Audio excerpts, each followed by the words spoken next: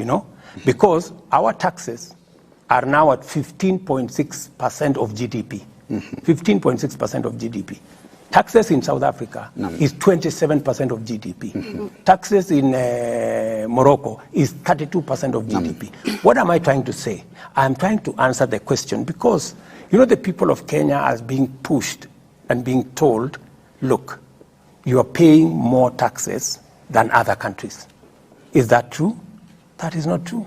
Now, Mheshimiwa Rais, we are paying the same taxes like all countries that are in our same category. And let me tell you the difference so that you can take the chance. Let me tell you the category.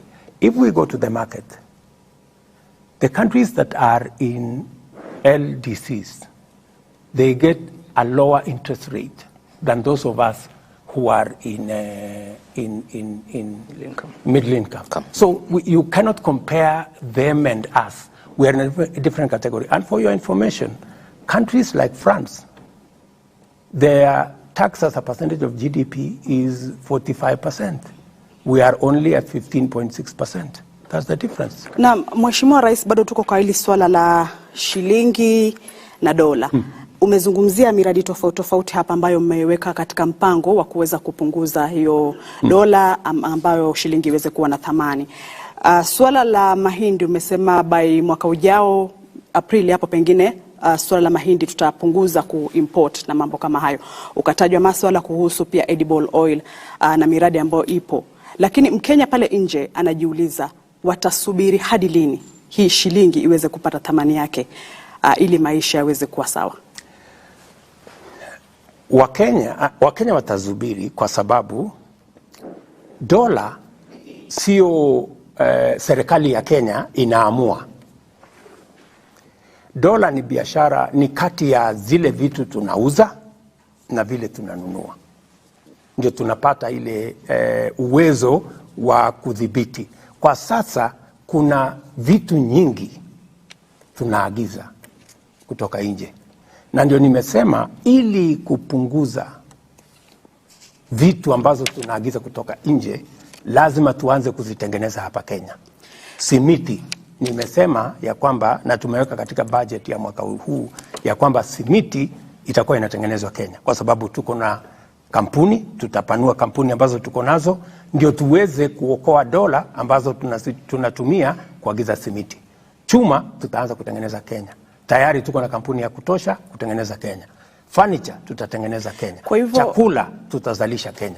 Ndio tuweze kupunguza ile dola ambazo pesa ambazo tunatumia ya kigeni kuagiza vitu ambazo zinakuja Kenya, ndio tuweze kumanage ile exchange rate. Kwa hivyo Mheshimiwa Rais, hadi hapo Mkenya ataendelea kukandamizika? Hadi hapo, unajua sasa hakuna miujiza itafanyika. Unajua sasa wewe unataka kufanya miracle. Hakuna miracle. You know, this is what is happening globally. Mr. President, we live in a global economy and we need to understand. And it is very important for us sitting here to tell the people of Kenya that, because, you know, many people are saying the price of fuel. I want to tell the people of Kenya, the price of fuel is not controlled by the government of Kenya. That's why I was saying yesterday, many people are praising me that, oh, you see, we have now begun to see the prices of fuel coming down. I told them, no, musinisifu, hakuna kitu nimefanya, ni wale wanatuuzia wameanza kupunguza bei. Na mimi nataka niwaeleze wa Kenya, bei ya mafuta hapa Kenya ni sawasawa na bei ya mafuta. Mr. President, we'll get to fuel. We shall get to that, Mr. President. But I want to ask something my colleague Sam asked earlier. So did you promise what you couldn't deliver? I promised in the context of where we are. If things had stayed constant, I would have kept my promise. But, you know, we live in a situation that things are changing. The world, we live in a global environment, that the prices are going up. You cannot keep unless, and I don't want to lie to the people of Kenya and say, let me spend public money so that I look like I am keeping my promise and I am doing the wrong thing.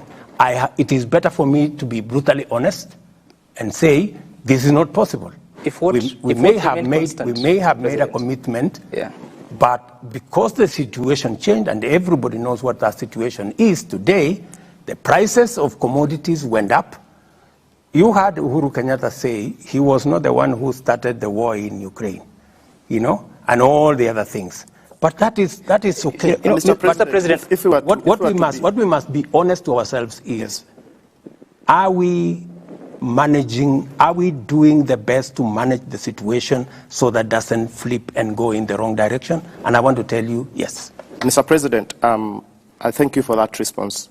And to be brutally honest, just to pick up from where you are sitting, I think Kenyans know that it's actually true that government has a big role to play in terms of the fuel prices. It's not true that government doesn't play, because 40% of the taxes, between 40 to 45% of the fuel price in Kenya is actually government taxes.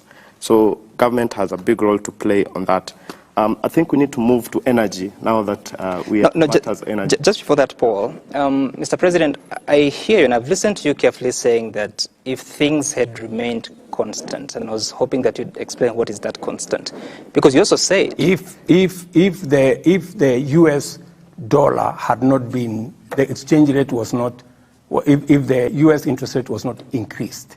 It was increasing already. It was increasing, but you know, it has reached a place where everybody thought it was going to stop. But the next 3-4 increases were completely unexpected. Even today, all of us expected that they would begin to come down, but they've decided to keep it. Okay, and Mr. President, and you see, while my good brother here said government has a lot of say on taxes. Yeah. You see, my friend, while it is true that I can tomorrow say, let us reduce the taxes, it is also true that tomorrow, for every 10 shillings I collect, every 10 shillings, 7 shillings go to paying debt. Are you telling me that you want me to do what other countries have done, to default on debt? Because that's the only option I have. I can say, okay, let us pay less, and then let's tell the international community Kenya cannot service debt. Is that what you want us to do? That would be very... And Mr. President, that's what I was asking you. So precisely, you cannot say, it is simplistic for you to say, yes, the government can, 40% of fuel is taxes. The government can decide tomorrow to lower the taxes. But you know, those taxes we are collecting, we have education to fund. First, we have 7 shillings for every 10 to pay debt, which William Ruto did not accumulate, right? Number 2, the 3 other shillings, we have to pay our children to go to school. We have to manage our security. We have to manage our health. We have to manage everything else. We have to pay our teachers. So, are you telling me, I go and tell teachers, I don't have salary for you this month because I have to reduce the price of fuel. Do you think that would be reasonable? Maybe just, Mr. President, on that issue, just hold on to that thought a bit, because if you look at the prices of fuel, what has happened is that we are looking at